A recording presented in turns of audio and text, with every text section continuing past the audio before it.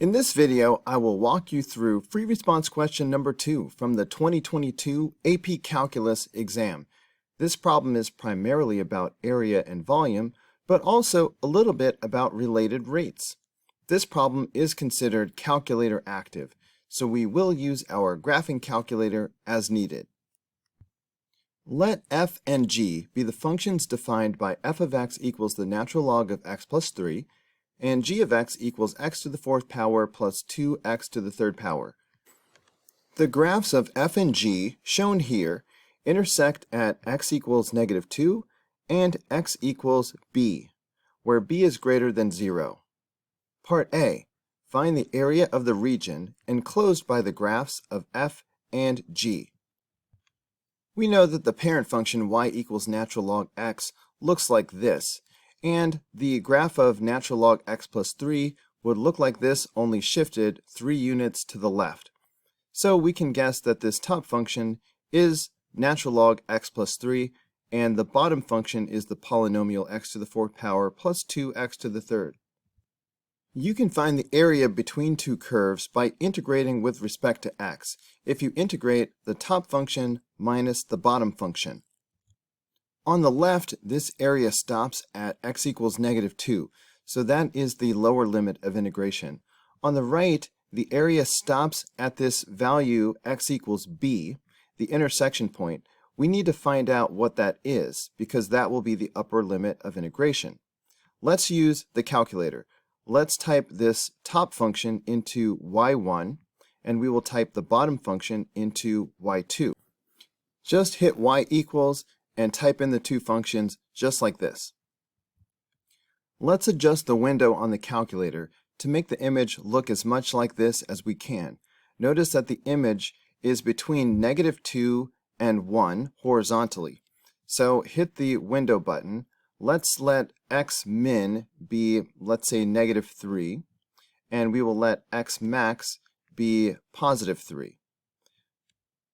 Vertically, the graph runs between negative 2 and positive 2. So let's let y min be negative 2, and we will let y max be positive 2. Now go ahead and hit graph and see what you get. Alright, so we get this image that's very similar to what was given. We need to find the intersection point here on the right. So hit second trace, choose option 5, and move the pointer close to the point of intersection, and hit enter, enter, enter. There it is, 0.782 if you round up. Let's store this value into letter B on the calculator. So quit your way out of this and hit the X button and then the store button and alpha B. Enter. So we have now stored this value into letter B in case we need to use it later. Record the value of B into your work and write area equals the integral from negative 2 to b of f of x minus g of x dx. This is the top function minus the bottom function. Let's use the graphing calculator to evaluate the integral. So hit Math 9 for the integral feature, and we are integrating from negative 2 to b. Because we stored this decimal into letter b, we can simply use the letter b. Otherwise, you have to type in all of these decimals. Do not just type in 0.782, that's not enough. I recommend storing into letter B and using B. We want to do f of x minus g of x right here. But remember, we stored f of x into y1 and g of x into y2. We can access those functions by using the vars button. Switch over to y-vars and hit enter. So y1 minus, and for y2, again vars, y-vars function, but this time we choose y2. So y1 minus y2 is f minus g. This is the integral of the top function minus the bottom function. This will give us the area in between. And there it is, 3.604 if you round up, or 3.603 if you truncate. So that's it for Part A. Part B. For the interval from -2 to b, let h of x be the vertical distance between the graphs of f and g. Is h increasing or decreasing at x equals -0.5? Give a reason for your answer. This blue line represents the vertical distance between f and g. So h of x will equal the top function minus the bottom function. In other words, h of x will equal f of x minus g of x. Let's create a new function on the calculator and type it into y3. y3 is going to be h of x, which is the top function minus the bottom function. Rather than typing these in again, we can just do y1 minus y2 right here. So vars, yvars, enter, enter. So y1 minus, and just do it again. This time pick y2. So this is h of x. It's f of x minus g of x. We are being asked if h is increasing or decreasing at a particular value of x. Looking at the graphical relationship between f prime, and f double prime, we recall that h will be increasing if h prime is positive, and h will be decreasing if h prime is negative. So our strategy is evaluate h prime at -0.5. If it turns out to be positive, that means h is increasing. If it's negative, h is decreasing. We can find h prime at -0.5 using the graphing calculator. Just remember, h is in y3. So let's go to a blank screen. So for h prime, we need to do math 8. So we want to do the derivative of h. That will be h prime. So d dx of y3. Vars, yvars, function, and choose y3. So this is the derivative of h. This will be h prime at -0.5. Kabam! This rounds to -0.600. The fact that h prime is negative at -0.5 indicates that h is decreasing. Summary: h of x is decreasing at x equals -0.5 because h prime at -0.5 is negative. Part C. The region enclosed by the graphs of f and g is the base of a solid. Cross-sections of the solid taken perpendicular to the x-axis are squares. Find the volume of the solid. When they say this region is the base of a solid, I want you to picture an oddly shaped loaf of bread that is sitting on this yellow area. In other words, this yellow region is the footprint of a weird loaf of bread, and we are looking down at the top of the loaf of bread from above. When they say cross-sections taken perpendicular to the x-axis are squares, they mean that slices like this one are squares. So if you pulled out one slice and looked at it, it might look like this. Finding the volume of a solid is a three-step process. First, you find an expression for the base of a single slice. Step 2 is to find an expression for the area of a single slice. But if we call the base of a single slice b, then in this case the area is going to be b squared. Since every slice is in the shape of a square, if one side is b, the area will be b squared. This time they were nice and gave us a cross-sectional area that was a square. So that's the easiest one because if it's base b, then the area is b squared. Let's run through the other common cross-sectional area shapes, and there are some formulas that I would like you to memorize. Sometimes they will give us a cross-section that is a rectangle, and we just use our knowledge and it will be base times height. So that's pretty straightforward. If they give you an isosceles right triangle, where the base of the triangle is one leg of the right triangle, then the area will be 1/2 b squared. That makes sense because this triangle is half of a square. However, if your isosceles right triangle is rotated so that the hypotenuse is the base of the triangle, in that case the area is 1/4 b squared. You can see that this region would be 1/4 of a square, so that makes sense. These last two I really just need you to memorize. If the cross-section is an equilateral triangle with base b, then the area will be radical 3/4 b squared. If the slice is in the shape of a semicircle with base b, then the area of each slice will be pi/8 b squared. Notice that with the exception of the rectangle, all of these involve b squared. So all you really have to do is memorize the coefficient. So semicircle, pi/8 b squared. Equilateral triangle, radical 3/4 b squared. Isosceles right triangle with the base as a leg, 1/2 b squared. If the hypotenuse is the base, 1/4 b squared. See how they all have the b squared? Anyway, the third step is to find the volume of the solid by integrating the area. Back to step 1, we need to find an expression for the length of the base of a single slice. So the length of this little segment would be top minus bottom.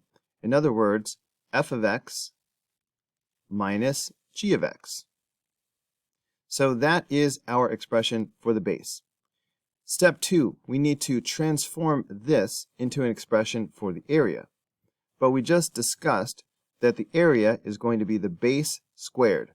So if this is an expression for the base, then all I have to do is square it, and now I'm looking at an expression for the area of a single slice. Step 3 is to find the volume of the solid by integrating the area. When you integrate, you are adding up all of the slices. Since these slices are stacked up from left to right, we are integrating with respect to x. Specifically, the slices are stacked up between -2 and b. Remember, we found the location of b. So this is an expression for the volume of the solid. In order to use the letter b in our integral, let's record into our work that b is equal to 0.782. Now let's use the calculator to evaluate this integral. So keep this in mind. The integral from -2 to b of f minus g squared. For the integral, do math 9. And we are integrating from -2 to b. And because we need to square this expression, we need to open a set of parentheses. And now instead of f minus g, we will do y1 minus y2, because that's where we typed in f and g. For y1, we do vars, y-vars, function, and y1. And here comes y2. So this is f minus g squared. Kabam! So that's it for part C. Part D. A vertical line in the xy plane travels from left to right along the base of the solid described in part C. The vertical line is moving at a constant rate of 7 units per second. Find the rate of change of the area of the cross-section above the vertical line with respect to time when the vertical line is at position x equals -0.5. Just like in part C, I want you to picture this solid as a weird loaf of bread that is sitting on top of this yellow region, and we are looking down at the top of this loaf of bread from above. Then suddenly this becomes a related rates problem. We are told that a vertical line in the xy plane moves from left to right across the base at a constant rate of 7 units per second. When something moves from left to right at a certain rate, we are talking about dx dt. So in other words, we are being told that dx dt is equal to 7. I know it's positive 7 because we are moving to the right. We are being asked to find the rate of change of the area of the cross-section above the vertical line with respect to time. In other words, we are being asked to find the rate of change of the area of a slice as the slice moves from left to right at a rate of 7 units per second. In part C, we were told that each slice is in the shape of a square. Let's let the function a of x represent the area of a slice at position x. In part C, we found an expression for this area, which was f of x minus g of x squared.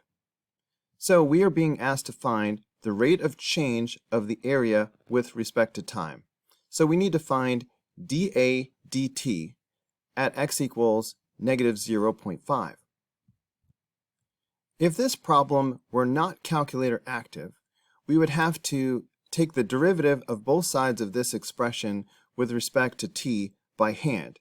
And I would use the chain rule, and I would start by taking the derivative of the outer function, which puts that 2 out in the front, and then we would have our f minus g on the inside.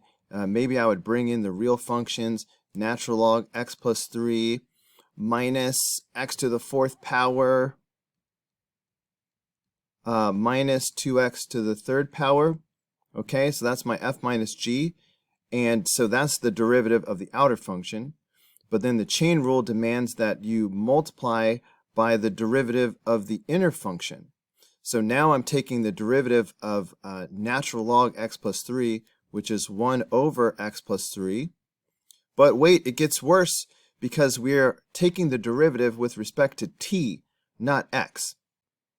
So I'd have to do the chain rule again and multiply by the derivative of the inner function with respect to t, which would be dx dt. Then I would move on to the negative x to the 4th power. The derivative of the outer function would be negative 4x cubed, but then I have to multiply by dx dt, all right, with some more chain rule. And then I would have minus 6x squared, but then again, I'd have to multiply by dx dt. This is what I would do if I had to do this by hand, all right? And I could do it. And then in the end, I would need to evaluate this whole expression at x equals negative 0.5. So I would plug in negative 0.5 for all of the x's. Don't forget that we do know that dx dt is equal to 7. So I would wind up substituting 7 for all of these dx dt's. So I would get the answer, but that would be the long way. Because this problem is calculator active, we don't have to do any of that. We can take the derivative of a of x with respect to t using the chain rule.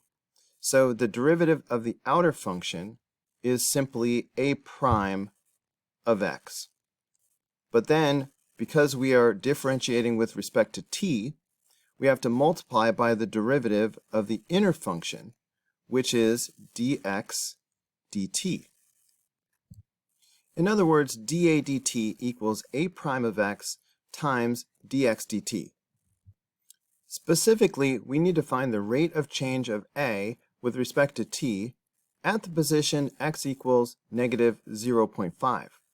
So that will be a prime at negative 0.5 times, and we already know that dx dt is equal to 7.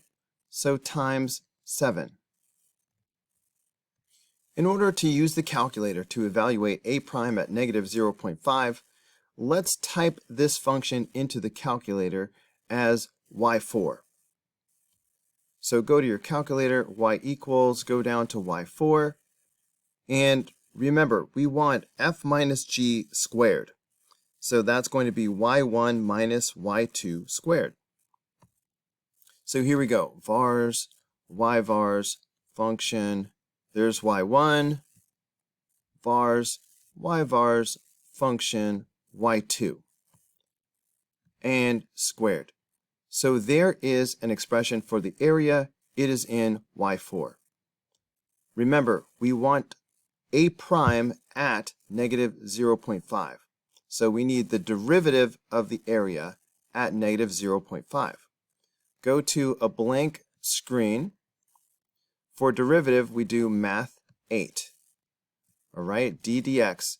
We want the derivative of area, which we just typed into y4. So vars, y-vars, function, and y4. So we have the derivative of area at negative 0.5. But that's not quite all. That needs to be multiplied by 7. So we will do times 7. Kabam! Negative 9.272. So that's the easy way to do part D.